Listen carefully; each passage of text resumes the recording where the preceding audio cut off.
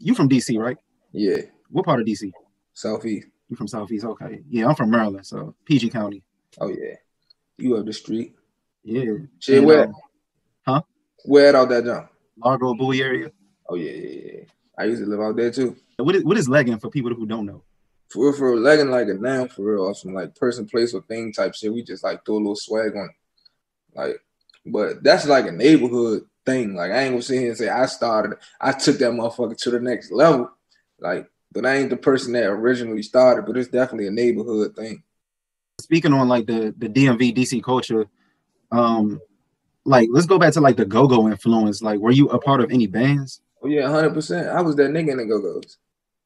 I played for a quality band. I used to guest mic with all the bands. I just got on mic with TCB 2 weeks ago in Atlanta. They had a show all day. But I was everywhere. You go listen to all the old Go-Go. You hear Fly Money Black, Big 3-0 Black. You hear all that shit on everybody's songs. Big 3-0, I remember hearing that a lot. Yeah, I was in the Go-Go's every weekend. Like it's not too many Go-Go's that I miss. Or I was hosting them. Like I'm on all it. I got endless old flyers, dreads all on my face and shit. I used to be with Team Major with the promotion shit too as well. They shit major money now. They throw a lot of big parties and shit in the city. But I was like, yeah, I was in the Go-Go's heavy. Every weekend, you couldn't keep me out the Go-Go. I was sneaking out to go to the Go. I was climbing out windows to go to the Go-Go. Like with the go-go culture, like I know you're moving around a lot. Would you say like go-go is becoming more like out of the DMV and just moving to other states? What now? Yeah. Somewhat. Like people still look at us like we stupid when they hear it. Like they just had to go all here, and I had like endless Atlanta females and shit come to the Go-Go, and they like, what is this? They try and dance to it, but they can't really keep up with the DMV females. They can't catch the music for real. I mean, they trying, I guess. They've been trying for a while though. It takes some time, especially like for us who like grew up in it like decades long.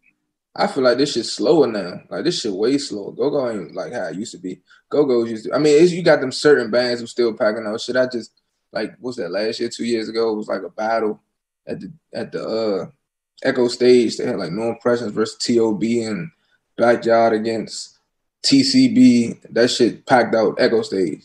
I know big rappers that ain't packing out Echo Stage. That shit was sold out for real. Front to back, all the tables gone. So you still got certain bands, like when they come together and do shit like that, guaranteed, still lit. But it ain't how it used to be. But your album did numbers like in the first week. I think it was like almost 2 million. Yeah, that done like, I don't know what it's. I know it's over 2 million now. I definitely know that for sure. That done went crazy. How did the Lil Baby feature come about? My manager put that shit in effect. I mean, we had already talked about it. Mm-hmm. Like his manager, my manager, them niggas cool, I guess.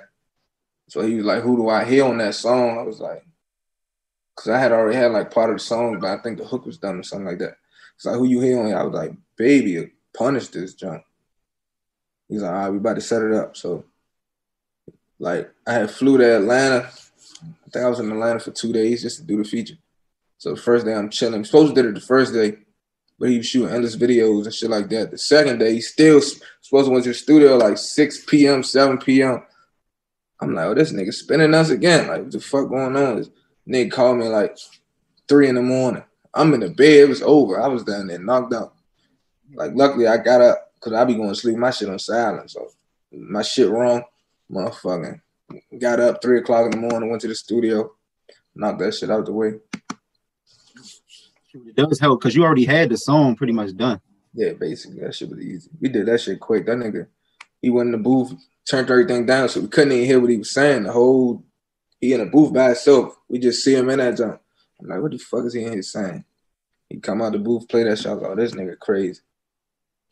I bet you ain't messing with the Obama runs no more, though. Oh, yeah, we was high as shit. We was high as shit in the studio. You see in the picture, we look fucked up. Like, niggas think that was a little bit of sleepiness mixed with the weed. I was out of that combination to do it. Fried. We in that junk getting baked. We ain't leave out the studio like 5 in the morning. We just in there cooling for real, talking about the world shutting down and shit. Cause this was when like Corona shit was getting ugly for real. So I think he had a show and it was getting canceled or some shit. We just in there vibing and shit. How's that affected you? This like shit not even just like you said it fucked you up. this shit. I mean, it's cool. It's cool, but it definitely fucked me up at the same time. Like I feel like I made a lot of money at the right time because like if I wouldn't have made that money, like when I made it, I don't know what I'd be doing. I'd probably be outside of some stupid shit. Like wouldn't have no job. I know that for a fact. Jobs was never for me. Motherfucker. I probably would have been on some Jack Boy stupid shit right now. So huh? You ever had like a little 9 to 5, a little? Yeah, I had a couple of them, but I always fuck up at them junks. Like jobs don't be for me. Like my last job, Enterprise, I choked the manager. The nigga snitched on me and lied or some shit, choked him. They ain't even fired me for real. They put me like under investigation or some shit like that. Wanted to see what happened, sent me home, put me on the schedule like 2 weeks later. Took me on the schedule for 2 weeks. My mother like, don't go back up there. Because the nigga whole family had worked there. Oh, damn, that ain't a good look. So she like, nah, you go back up there, you gonna get in some shit and you gonna get fired for real. So fuck that job. And I worked at Giant before, but I was like 17, 18. I worked at Giant. I fell asleep. Like I was a stalker, overnight stalker.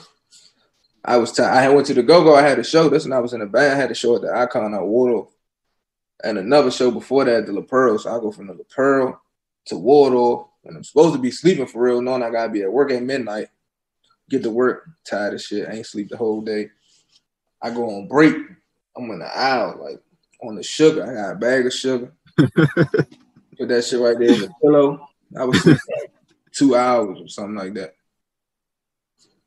Sugar though. I was knocked out. That was my pillow. So at what point did you realize, like, all right, I'm gonna get into the rap game?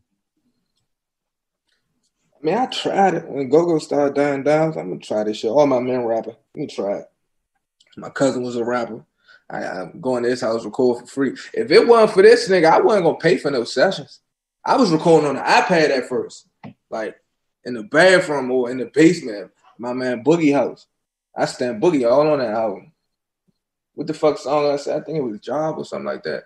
I don't remember what song it was, but I say how I started rapping in Boogie basement. I used to set that song when I set the iPad up, rap on the joint. Them niggas would be quiet. They like, we're gonna be quiet. They'd play the game on mute while I'm right there rapping and shit. But I tried it, and that was some ass for real.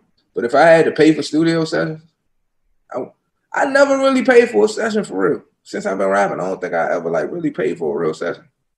All that shit always be free. It's a blessing. Facts. Like they want me come to their studio or something. Like one studio, like linked me and my blood brother back up. He on the song Far Away. I ain't see that nigga for like 10 years. And I knew he was a rapper. I ain't have his number or none of that shit. So I'm at the studio. The dude like, don't your bro, you got a brother? I was like, yeah, I ain't seen that nigga in a minute though. I got like 2 brothers, 3 brothers. I ain't seen them niggas in like 10 years. He was like, he be recording up here. I think I'm about to tell him come up here. He called my brother. That link us back together. I went like 10 years, I was saying my bro. 100 DMV? That's my blood bro. It's my oldest bro. That's crazy. Is Big 3-0, is it connected to your name at all? To your rap name? That's the neighborhood. Okay. And where's Big 3-0 at? 30th Street, Southeast DC. Okay. And then that's how you got your name? The stove. Oh yeah, 100% I got my name. My grandmother used to call me Blackie and shit like that. So I just went with the first when I first started rapping, I was Big 3-0 Black. Because in high school, that's what everybody used to call me, Big 3-0. Like, dang, ain't nobody calling my name. I was either Big 3-0 or I was Black. I was like, I'm just put this shit together, Big 3-0 Black. And then I just randomly changed it one day. Like, I don't know, niggas keep calling me big and all this. You know, the DMV be big, and you can't call a grown man big. You can't keep doing that. I'm gonna just go with the 3-0. Took the big shit off. 3-0 Black. Boom. Like my old shit, it probably still say Big 3-0 Black online. That shit suck. You won't even fuck with your old music. 0%. I'm about to. I know I used to have probably a couple little bars, but I ain't had like no real flow for real. Like now I be walking on beats. Like I just glide through that shit. It's like it's perfect now. Like that shit like skiing. It's like I'm like this. I'm skiing now. Back then I was fucking up back then. I probably had a couple little punchlines or something. I'm gonna go back and listen to my old shit and make up some new. You familiar with Tino Loud, right? I think y'all made music together. They just called me yesterday. Yeah, so like when y'all did y'all collabs, that's how I got put onto your music. That nigga called me the other day, yesterday, like I need a feature before it start costing too much. Like pay for the fucking feature or something. But yeah, he told me, he's like, bro, I was listening to shit working out yesterday. This shit cranked from start to finish. Like it's my new workout music. I go to the gym now and play it. Man, I fuck around. I need to go to the gym and play that shit. I'm getting fat. I need to take my fat ass to the gym and listen to it. When the Call of Duty going hard, I don't even know if you playing Call of Duty. Oh yeah, everybody invite me. You can hear that shit. The nigga Shabazz just invited me. He's some shit though. He's some shit at it. Shabazz some shit at Call of Duty. Oh man. He want to play 2K or the dude. You know, we've been talking shit to people since we got these new Xboxes. We different people now. Oh, y'all got the new ones. Y'all not even on the Xbox. Yeah, but you still could like talk to people on the game with regular Xboxes. You can't play the game with them, but you could talk to them. So we joined. We in the party with like 8 people. We like, goodbye peasants. We're about to go play the new games. Like pissing their ass off. Yeah, y'all in VIP now at that point. Oh yeah, this a big ass Xbox though. I wasn't even about to bring this bitch. I woke up this morning, my bag was packed. I was walking out the house. I looked at the Xbox like, I'm gonna fit you in this suitcase. Like, I'm gonna make it happen. My shit was 7 pounds over, all because of this shit. $120 just because of this fucking Xbox, just to check a bag. Oh, I did have one more question about this album. It's titled "Who Won It," and I'm pretty sure, like, just a fan listening to it, they can pretty much get a gist of like why it's named that. But how'd you come up with it? No, I just always be like, who won it? Like, I was just sitting down cool and like, I was just like, who won it? Niggas was like, huh?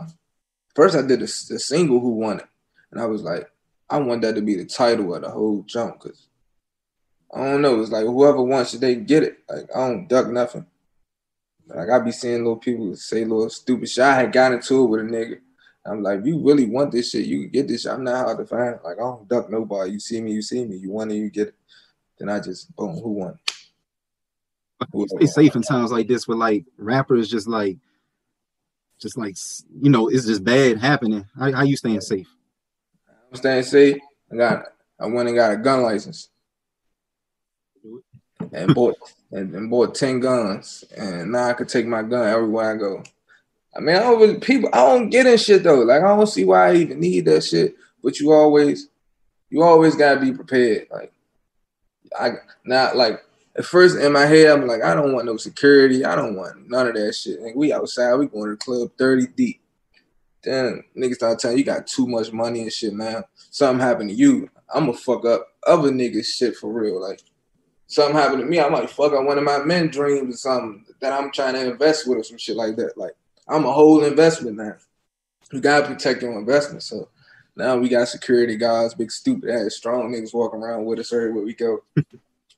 Like them niggas don't be playing. Like I just had like 3 full security guards in DC the other day, and I'm like, that was all the strength. I paid for one of them, but they like, we just want to make sure you good. Like my man started a security company. You know, I'm trying to make sure you good, get my business off the ground. I'm like, fuck it, come on, tag along.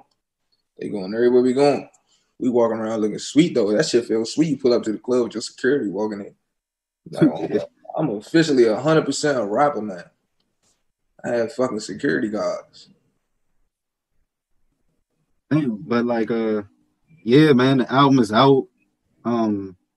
Like you said, like I'm pretty sure things are like different now. Is things different now for you? Like as far as like the fame? Kinda should be catching me off guard. Like I was saying with that 2 Chainz shit, I forgot to even finish that story. I just stopped. My brain be tripping. We pull up to the club, walking in, 2 Chainz walking in, the security nigga like, oh, you 3-0 Black, right? Watch out, ho. I'm like, yeah. He like, ho, clear the lane, blah, blah. So I had the 2 Chainz get his table situated. They like, yeah, you and your man, y'all good. Y'all just pay for the table. Y'all can walk right through here. Y'all don't got to get in that line. I'm like, oh, yeah, that's all right. That should be cool, though.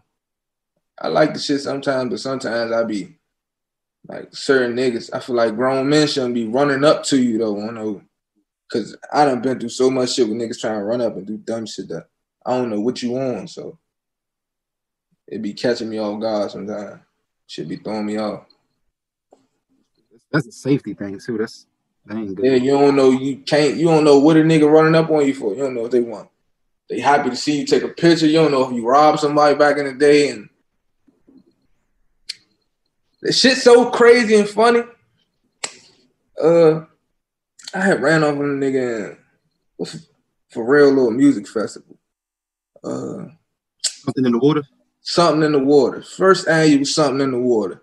Niggas selling tickets for it was sold out. No more tickets or something. I think tickets were like $400 a joint or something like that. $300-400. So I'm like, all right, get the ticket. The service was bad. So I'm like, cash out you $700 for. I tried to pay for him. I was like $700, boy. I cash out the dude. He see that I send it, but it still say pending because of the service. Walk off, cancel that bitch. Nigga looking for me for 3 days at Virginia Beach. Keep calling my phone. Again, I'm like, bro, I ain't gonna my shit right here, man. I ain't gonna run off on you. I got money. I ain't no skinny nigga. Ran off. So this nigga, he don't find me the whole weekend. Calling me, blowing me. Where you at, my fuck off my phone. We already done went to the concert. I done got to see SZA sing. Leave me alone. Like, stop calling. 2 years later, I'm at my first. No, this wasn't the first Rolling Loud. This is my second Rolling Loud. Doughboy about to bring me out and shit like that. The nigga backstage, nigga come up to me. I'm like, oh, I'm about to have to whoop this nigga backstage. He come to me like, hey. I was like, oh, this the nigga right here. So I say him, I be knowing who I did shit too. I was like, oh, this the nigga right here. I was like, oh man, yeah, I remember you, bro. Like, man, your shit fire, bro. I fuck with that shit, bro. I ain't even tripping off that shit.